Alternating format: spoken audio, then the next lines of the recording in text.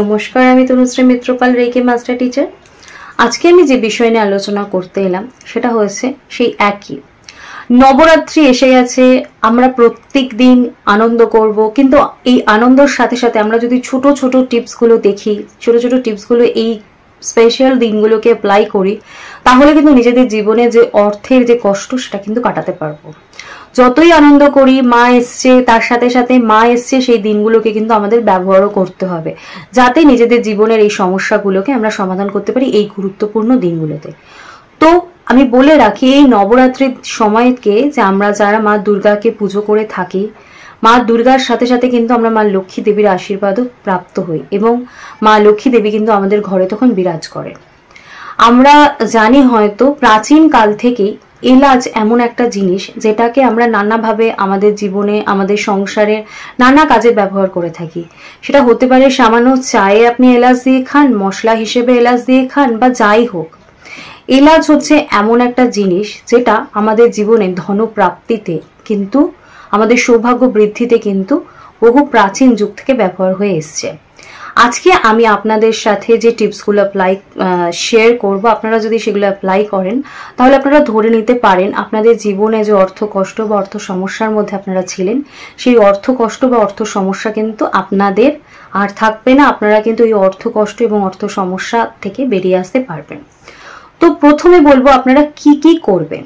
দেখুন, আপনারা এই নবরাত্রির সময় মা দুর্গাকে যদি 7টি এলাচ এবং 1 চামচ মিছরি দিয়ে মাকে যদি পূজা পাঠ সব নিয়ম বিধির সাথে সাথে যদি মাকে এটা দেন, তারপর আপনারা এই যে মায়ের এটা খুব প্রিয় জিনিস মা দুর্গার, তাহলে কিন্তু আপনারা ধরে নিতে পারেন আপনাদের গৃহে যে অর্থ কষ্ট বা অর্থ সমস্যা ছিল, মায়ের আশীর্বাদে কিন্তু মা প্রসন্ন হয়ে আপনাদের জীবন থেকে কিন্তু সেই সকল সমস্যা দূর করে দেবেন। এই সময় আপনারা যে মন্ত্রটা জপ করবেন, যখন আপনারা মাকে দিচ্ছেন, অর্পণ করছেন, তখন যে মন্ত্রটা জপ করবেন সেটা হচ্ছে, আমি বলে দিচ্ছি, একটু লিখে নিন। সেটা হচ্ছে ওম এইম ক্রিং ক্রিং চামুন্ডায় নমঃ। এই মন্ত্রটা আপনারা 108 বার জপ করছেন 7 দিন।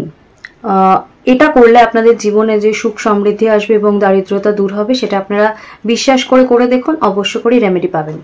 তার সাথে বলে রাখি, অবশ্য করেই এই কদিন আপনারা সারাদিনে 2 বার 3 বার যখন আপনারা পুজো পাঠ করছেন, যখন আপনারা সময় পাচ্ছেন, ধূপ ধুনো ঘরের মধ্যে জ্বালিয়ে রাখুন। ধুনো, চন্দনের গুঁড়ো, গুগুল দিয়ে আপনারা যখন ঘরের মধ্যে ধুনো দিচ্ছেন, আপনাদের বাস্তু থেকে, আপনাদের বাড়ি থেকে যত নেগেটিভিটি সমস্ত কিছু রিলিজ হয়ে যাচ্ছে, এবং মা লক্ষ্মী দেবী প্রসন্ন হয়ে কিন্তু আপনাদের ঘরে বিরাজমান হবে। তাই এই ছোট ছোট টিপসগুলো যেগুলো আমি দেব, এগুলো অবশ্য করে অ্যাপ্লাই করে দেখবেন। এবার বলবো, যাদের বিয়েতে বাধা তারা কি করবেন, নবমীর দিন গুপ্তভাবে লাল শাড়ি বা মেহেন্দি মাকে দান করুন, মাকে অর্পণ করুন, মাকে অর্পণ করুন। এবং এটা যদি আপনারা করতে পারেন এবং আপনাদের মনের ইচ্ছা যদি মাকে জানাতে পারেন, তাহলে কিন্তু আপনাদের যে বিবাহের বাধা সেটা কিন্তু কেটে যাবে। আর এই নবরাত্রির মধ্যে যেদিন মঙ্গলবার পড়েছে, সেদিনকে হনুমান মন্দিরে গিয়ে লাল ধ্বজা বা পতাকা বলা হয়, সেটা আপনারা হনুমান মন্দিরে দিতে পারেন, দান করতে পারেন। এতেও কিন্তু আপনাদের যে বাধাগুলো চলছিল, যে সমস্যাগুলোর মধ্যে ছিলেন, সেগুলো কিন্তু আপনাদের রিলিজ হয়ে যাবে। আপনারা দুর্গা সপ্তশতীর 11 নম্বর অধ্যায় 7 দিন পাঠ করুন, এতে আপনাদের সৌভাগ্য এবং মান সম্মান বৃদ্ধি পাবে। তুমি দিনকে কি করবেন, আপনারা উপোস করে কলা গাছ লাগান এবং কলা গাছকে পুজো করুন। এতে কিন্তু আপনাদের ধন প্রাপ্তি হবে এবং আপনাদের জীবনে যে অর্থ সমস্যা ছিল সেটা কেটে যাবে এবং বৃহস্পতি কিন্তু খুশি হবে। তার সাথে সাথে আপনারা অষ্টমীর দিন এবং নবমীর দিন অবিবাহিত যে কন্যা আছে তাদেরকে আপনারা ভোগ খাওয়াতে পারেন। এই ভোগ দানের মাধ্যমে কিন্তু আপনাদের যে সমস্যাগুলো চলছিল সেই বাধা বা সমস্যা কিন্তু আপনারা কাটাতে পারবেন।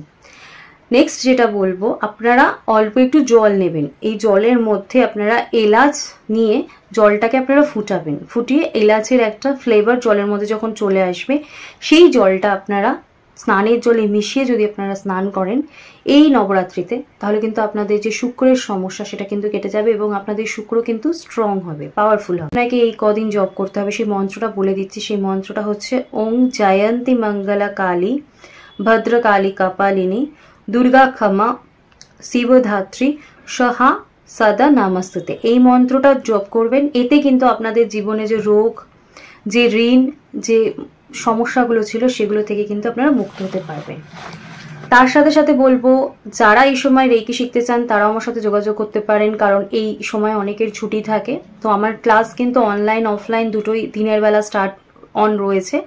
তো আপনারা চাইলে দিনের বেলা নিঃসন্দেহে আমার সাথে অনলাইনে যোগাযোগ করে ক্লাস করতে পারেন, কিন্তু অ্যাডভান্স বুকিং কিন্তু আপনাদের করে রাখতে হবে। তো রেকি শিখেও কিন্তু নিজেদের জীবনের সকল সমস্যা আপনারা রেকির মাধ্যমে খুব অনায়াসে কাটাতে পারেন। তাই যারা রেকি শিখতে চান তারা এই ছুটির দিনগুলোকে ব্যবহার করতে পারেন, কারণ আমি দিনের বেলা অনলাইন ক্লাসেস করাচ্ছি শুধু অষ্টমীর দিনকে বাদ দিয়ে। তবে অ্যাডভান্স বুকিং দরকার, অ্যাডভান্স বুকিং ছাড়া কিন্তু ক্লাস হবে না। তো আজকে আমার আলোচনা এখানেই শেষ করলাম। সকলে সুস্থ থাকবেন, ভালো থাকবেন, নমস্কার।